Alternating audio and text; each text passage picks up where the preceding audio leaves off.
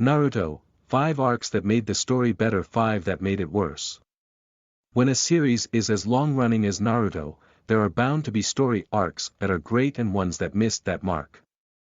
All Naruto fans agree that the anime showcased a diverse range of characters, with many of these characters having several episodes dedicated to them.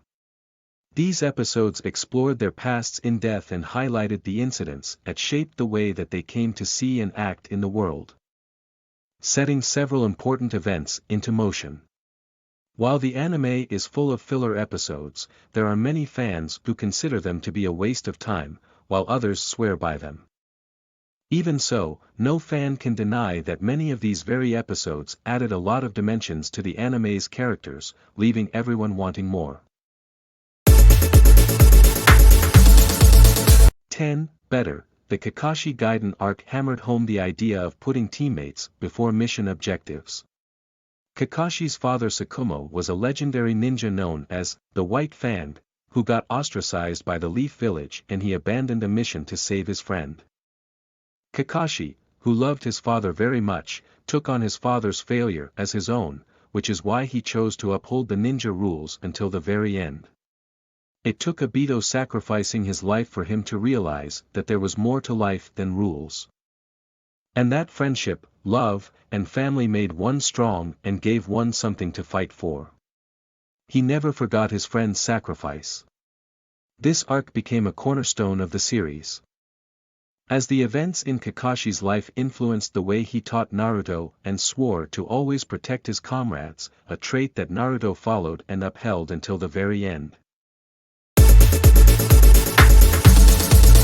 9. Worse, Naruto's 3-year training period which barely showed any growth. Between Naruto and Naruto Shippuden, Naruto left the Leaf Village with Jiraiya for training, a training that took place for 3 long years. It was surprising to see that Naruto learned nothing but chakra control and different types of taijutsu during all that time. His real training began when he trained under Kakashi and Yamato. And later under Fukasaku. And Killer Bee Jiraiya, who had previously trained skilled shinobi like Nagato and Minato, failed to polish the gem that Naruto was. He could have become a much better ninja in that period. With his development from a knucklehead to a ninja with actual skills would have made for a better arc. 8. Better, the Wave arc forged strong bonds of friendship sacrifice. The Wave arc was, perhaps, one of the most important arcs in the series. Tazuna was a bridge builder and hired Team 7 to be escorted safely to his homeland. It seemed like they would complete the mission with no hiccups, until Zabuza Momochi and his aide, Haku, attacked the team. The fight that ensued became the foundation of the bond between Naruto and Sasuke. When Sasuke risked his life to save Naruto, a person he considered his rival. 7. Worse, the manipulation of the 2 great Uchihas in the Obito Madara arc was an insult to their characters. Some of the worst plot twists in the show were the revelations of how 2 of the greatest Uchihas of all time, Obito and Madara, were nothing but mere puppets being manipulated from the shadows. Madara kidnapped Obito and slowly convinced him to fight for his cause by making him witness the death of the girl he loved. Rin, whose death was due to Madara himself. Even worse, Madara's grand plans for the infinite Tsukuyomi were instigated by Black Zetsu. This arc is considered as one of the worst Naruto arcs because it completely undermined both these characters. Their cunning and their motivations, establishing them as nothing but mere pawns in the minds of fans. 6. Better, Itachi's story was a testament to his loyalty to the Leaf Village. Itachi was a prodigious ninja with a kind heart. He was one of the few people from the Leaf who truly embodied the will of fire. This arc finally explained why he did what he did and why he thought it was necessary. Fearing an inevitable conflict between the Uchiha clan and the Leaf Village, he volunteered to assassinate his entire clan just to avoid a civil war and the deaths of thousands of innocents. He sacrificed everything that he cared about just for the sake of protecting the village. This arc also showed the Uchiha clan in a different light than how Sasuke viewed them, and revealed their ugly side and thirst for power. 5. Worse, in Hinata Hyuga's arc, her personal growth was always overshadowed by other people's achievements. Hinata Hyuga was a meek and kind girl who differed greatly from the rest of her clan. Due to this difference, her entire family thought she was weak and would never amount to anything.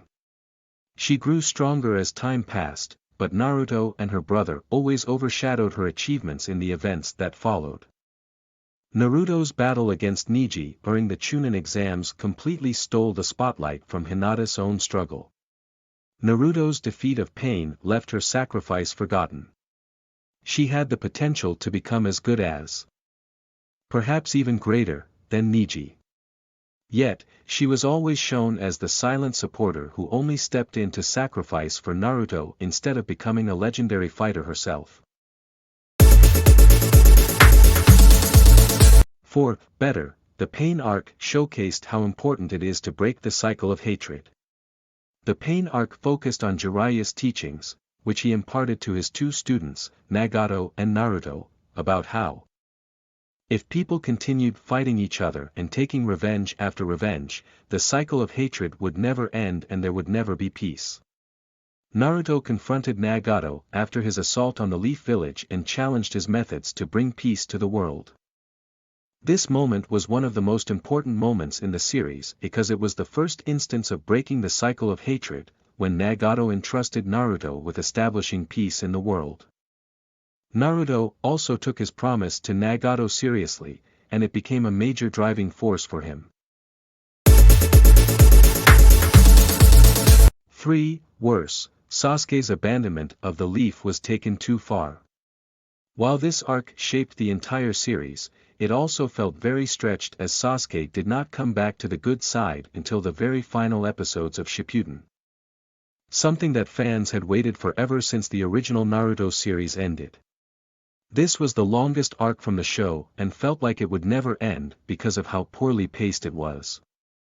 It was also certainly disappointing for fans who wanted more Team 7 adventures once Sasuke returned, reformed, but it never happened. 2. Better, Naruto's reconciliation with his parents was detrimental to his development. This arc helped Naruto develop emotionally and make peace with his past, so that he could focus on the future. He was able to meet both his parents and get answers to questions that had burned deep within him since he was a child. Minato's act of putting some of his and Kushina's chakra in Naruto's seal also saved the world. When the seal almost broke during Naruto's fight with Pain, the nine-tailed fox would have completely taken over his body if Minato's chakra had not intervened and stopped him from breaking the seal. Similarly, Kushina's interference in love, when Naruto was trying to get Kyuubi's chakra in control, was the main reason he was able to accomplish such a 1. Worse, the Rabbit Goddess as the final villain was quite underwhelming. This entire arc seemed like an unnecessary add-on to the series. There was no one who was as scary as Madara Uchiha with his Rinnegan and Jutsu mastery. Even though Kaguya was a very powerful, godlike force, she still paled in comparison to the Uchiha who instilled fear in the hearts of everyone. She was also taken down more easily than Madara himself, which wasn't expected from the penultimate villainess. It would have been a better end just to watch Naruto and Sasuke fight Madara and bring him down.